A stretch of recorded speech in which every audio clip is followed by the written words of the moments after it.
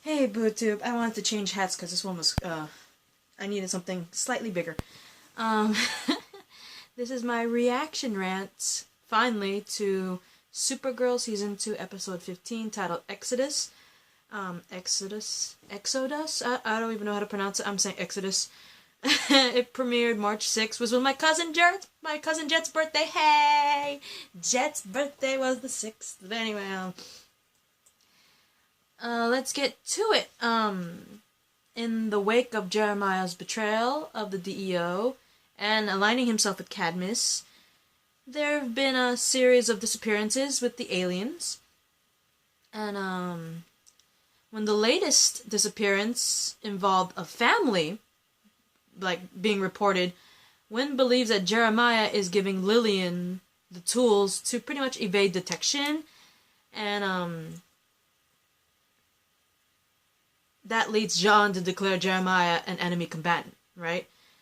And, Kara takes action to alert National City about Cadmus by writing a story, and she wants to, give that run-by to Snapper, because, Snapper's the head of the whole, you can't write this without my okay bull, right? And so, unfortunately, Snapper does not like the idea of Kara pretty much setting a worldwide panic with National City based on what? Your opinion or your one source, which is Supergirl, right? And so, yeah, basically he's like, I don't like the idea because you only have one source, which is Supergirl. I need, multiple sources here. Leading Kara to pretty much suggest to Snapper that he talk to Supergirl personally and, get the story from there, right? He's like, okay, fine. Tell her to come see me. I'll interview her, right? And I thought, oh, this should be good, right? Not gonna lie to you, Kara. You and Clark, the eyeglasses for disguise. And the typical, Supergirl has her hair all nice and flowy while Kara has her hair tied up or something, looks geeky and all that. Yeah, it does not help with the disguise. I'm surprised not many people already figured it out. Like, Maggie. Anyway, afterwards, we do see Alex at the bar, I think the alien bar, and she's obviously still upset over her father's betrayal, and questions why he even did it.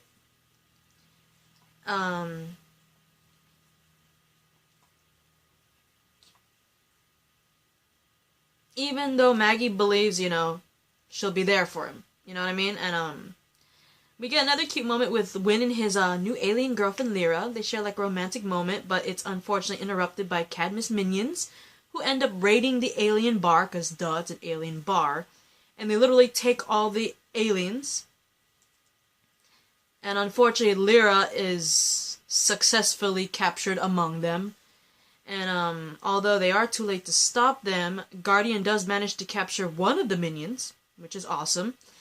And, back at the DEO, Wynn is obviously furious over the attack, especially, Lyra got captured, right?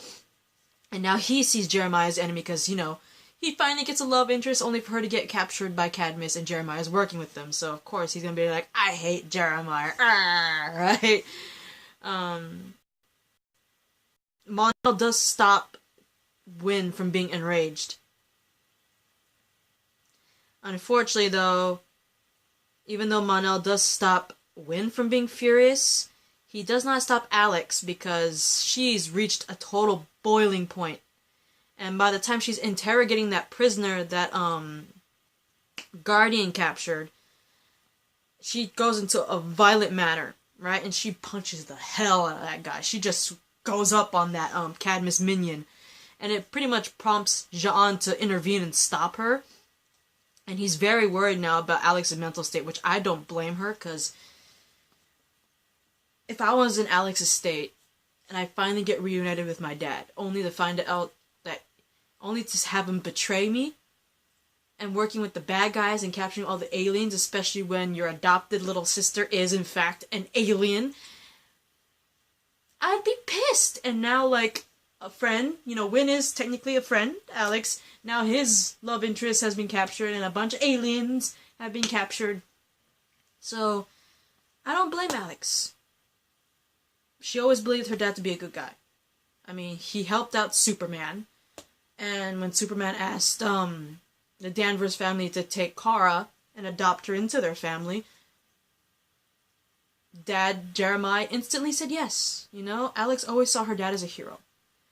A hero that was captured by Cadmus, only to find out he's working with them. Pretty much kidnapping the very people that he swore to pretty much protect. Like with Kara, you know, and I wouldn't blame Alex for being pissed, but I do agree with John about being worried about Alex's mental state, because that can't be an easy thing to deal with, and I think Alex is dealing with it in the wrong sense. But anyway, the interview. Snapper ends up with an interview. Supergirl shows up for the interview, and Snapper demands Supergirl to reveal her sources. And obviously, Supergirl's source is the DEO, and she obviously can't tell him about the DEO, because they're technically, like, secret, you know? Like, kind of like the CIA, or stuff like that. They're secret, you know? It's like, you're not supposed to know about it. It's kind of like, what's that supposed military base that bases on aliens? What was it called? I don't even know what it's called anymore. You hear it a lot in more, like, movies and shows. It's like a secret base where they do research and experiments on alien activity and all that shit. What was it called? Area 51. There you go. I'm not saying it's not real, Area 51, but the whole alien thing might not be. I'm not gonna get into that crap, really. But anyway, since Supergirl can't really reveal the DEO to Snapper, so when Snapper demands what's your source is, her source being the DEO, she refuses to give the information about the DEO, and because of that, Snapper obviously is, like, irritated and mad about it, so he ends the interview right then and there. And back at Alex's apartment, Alex ends up getting a surprise visit from Jeremiah. So when I saw this, I was like, there is no way that Jeremiah would risk this. Because he apparently shows up at Alex's apartment to warn her that Cadmus has plans for the aliens. Right? And suggests to use a force field disruptor from the DEO to protect the aliens. Right? So this is where I was thrown off. Because if Jeremiah was only working for Cadmus, if he was forced to work with Cadmus to protect his family, which could be the case, right? He could either be completely working with Cadmus, no remorse. He could be brainwashed, because you know that messed up arm of his and everything. He could be brainwashed. Or he could be working with Cadmus against his will, because Cadmus might have something over him to hurt his family. And with the third choice, if that is true, if he's being forced to work with Cadmus, this is taking a very big risk just to go straight to Alex's apartment to warn her and to tell all the plans of Cadmus. Don't you think? This is kind of risque. Like, this is Alex's apartment. It's not like the most secure place in the world like the DEO. So I was suspicious of Jeremiah. I was like, either Jeremiah is seriously taking a risk with his position with Cadmus, or this is a frickin' trick and he's trying to bring down Alex's walls and, like, take her out later. Or this might not be Jeremiah, right? And so after he tells her the plans that Cadmus has for the aliens and gives a suggestion of using the disruptor, the force field disruptors from the DEO, she agrees to trust him. But the moment she does that, turns out I was right. It was all a setup, because this Jeremiah turns out to actually be Jean. Jean disguised himself as Jeremiah to pretty much test Alex.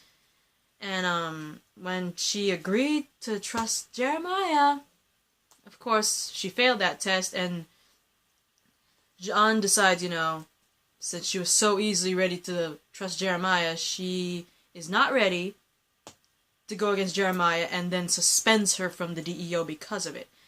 And I thought that's a good idea, to suspend her, because she's obviously not ready. But how he went about it was kind of messed up.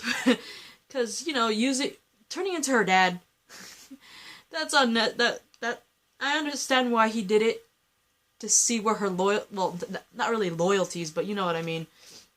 But to use her dad, kinda no bueno, but I kinda understand why. Because you gotta see if she was stable enough, you know, to hold her ground, not to help her Cadmus daddy. I'm just saying, it just seems messed up. At the same time, it seems right that he did it, because, you know, what if it was the real Jeremiah, and she helped him out, and she'd be pretty much helping out Cadmus? You know what I mean? But anyway, at the same time over at Cadmus, the real Jeremiah informs Lillian that the spacecraft is ready. Remember, in the last episode, we saw a spacecraft at the end. You know, they were talking, and they pretty much zoom out, and you see like a spacecraft there. Apparently, the spacecraft we saw is now ready. And hours later, Kara sees Alex, who pretty much asked her to help get reinstated back in the DEO. But apparently, Kara has sided with Jean because she's afraid that because of Alex's mental state, that she might actually compromise the mission and manage to get herself or other people hurt. Which I agree completely, because if Alex is not in her right state of mind, she can get herself hurt or killed, or she can get anyone else hurt or killed, and that's not bueno, right? And as Kara leaves, Maggie arrives to see Alex, and unfortunately, Alex does manage to succeedingly convince Maggie to help her, and they do manage to get a break because they come across a Cadmus vehicle, and they ambush the crew from the vehicle. Alex tells Maggie that she'll track down Cadmus personally after she commandeers this vehicle, right? Quite frankly, Maggie's on, I don't know what to call it. She's obviously a woman with a mission, but she's not in her right state of mind. Like, she's going head first without plans and everything. This is like rage. You know when you have like pure rage and everything else, even logic, just doesn't commute with you, and you just risky, you know? It's just, Alex is going to seriously get herself hurt or killed, or anyone around her hurt and killed. And I'm scared to death that she might get herself either hurt or killed, or get Maggie hurt and killed, because she got Maggie to help her. I'm not gonna lie to you. But anyway, we get another Kara and Lena moment, because they have a conversation during lunchtime, and Kara tells Lena about Snapper, right? How Snapper won't let her go with this story because she only has one source with Supergirl. And Lena suggests that she writes a blog about the alien crisis in National City, right? It's like, if there's an alien crisis in National City and you want to write about it and Snapper won't let you, why don't you just write a blog about it? People will read the blog, and technically you don't need permission from Snapper about a blog because it's your blog, not his, right? And at the same time, Kara asks Lena to help track down Lillian or any of the missing aliens using the L-Corp mainframe, because apparently Lena could do that.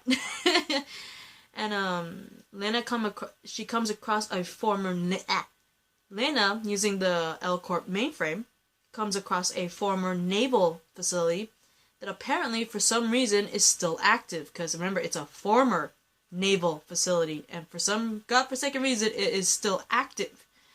So, when Lena came across this, she's very much unaware that apparently Lena is unaware that her mother Lillian has her own little mole working alongside Lena, and that mole is actually Lena's secretary. So, I'm going to stop it there, and I'm going to have a part 2 video, because I'm currently running out of time. So, part 2 video, guys. See you soon.